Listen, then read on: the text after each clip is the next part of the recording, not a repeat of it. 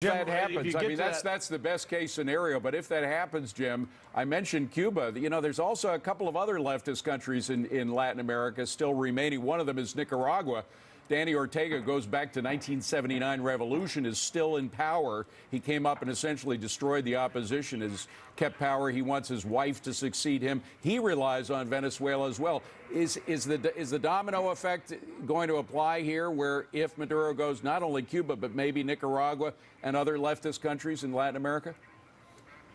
Yeah, I don't know if I would predict that. I mean, the Cubans are pretty resilient. Nobody really has the capacity to project influence in the region other than the Cubans. Yeah, so I don't know if I would get all, saying, democracy is going to be a tidal wave across Latin America. There's a lot of issues in Latin America and a lot of other distractions. So, yeah, what's created in Venezuela is really a perfect storm. I mean, the fact that the Russians are there, the fact that the Chinese are there, that's gotten the Trump administration's attention. The fact that the Cubans are there and the fact that conditions are so horrific. You don't have that same mix in Nicaragua today. But yeah, certainly, it's pretty horrific in Nicaragua, though. You think of the hundreds of people that have been killed there, essentially murdered by Ortega. Pointing his military, turning him into death squads. I mean, that's pretty desperate there.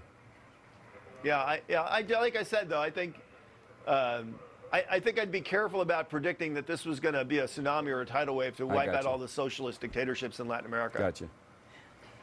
Jim, how do you get to that 3 to 5 year period? You talked about the mafia is embedded in there. The mafia is well funded. Their security is well paid. The government, say you get a good government, they can't afford to pay their own police right now. That lends itself to corruption. Is this going to take an international peacekeeping force to go in? This is going to take a lot of aid to go in to provide security to this country to counter that effect of the criminal element that is there that is really well funded right now?